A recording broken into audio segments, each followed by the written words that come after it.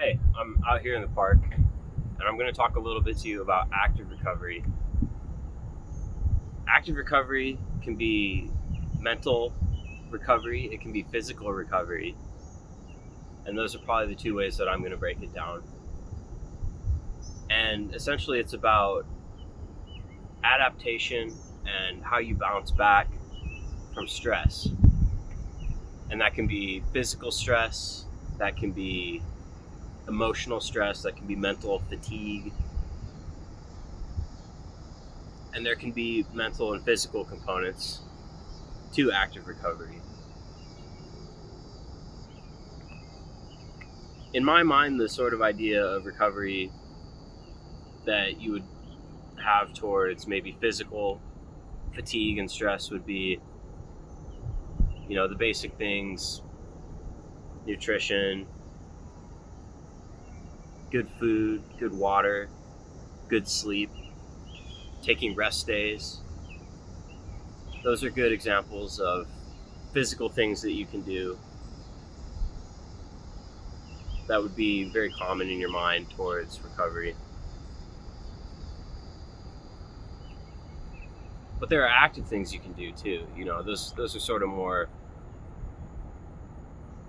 standard, more passive. And then when you have mental fatigue, stresses from work, 9 to 5, the monotony of it, the kind of recovery that people like to do, I like to do, everyone likes to do, is things like watching TV or chilling, scrolling, that kind of stuff. But there are actually some active things that you can do.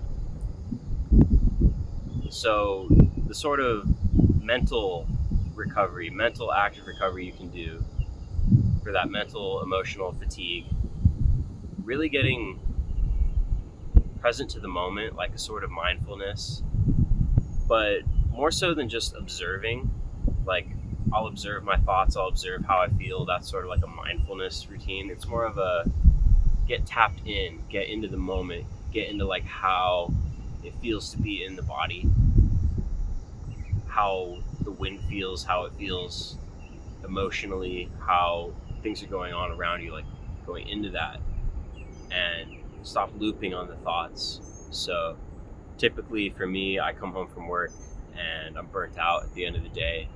I program all day, so usually there's a lot of mental fatigue, and the best thing to do when I get home, when my thoughts are just running and looping and very active, is just sit down, collect myself. I'm here, I'm home. I need to just kind of disconnect myself from that like constant mentation, just sort of come back down into the body, and that's really helpful. And there's a physical component to that too, which is I like to come out here. This is a great walking trail, comes through the woods here, goes through this park, through some other woods, and also getting present to the moment. Part of that practice too is the emotional component.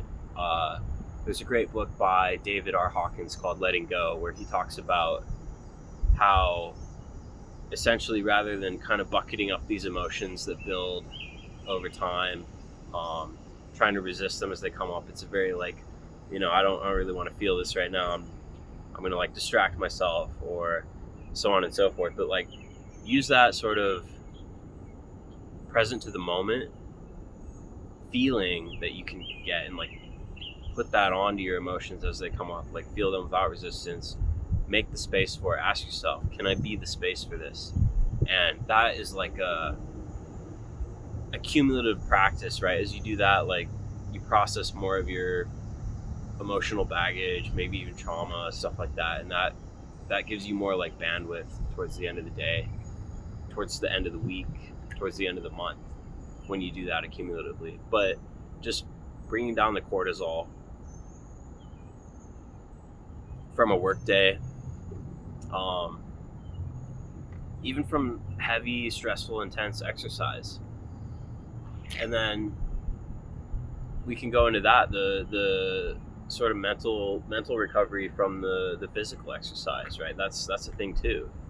Um, things like high intensity training, that could be like high intensity cardio where you hit zone 3, 4, 5, where you've done heavy weights, where you've been horsing it, that also raises your cortisol, right? For the short term. And it's good when you get home from the gym, just in the short term, to come down, lower your cortisol, breathe, stuff like that really helps. And that's active recovery. It's right. It's not just like going on your phone trying to distract yourself from it, but like doing something about the problem rather than trying to just escape the problem until it goes away.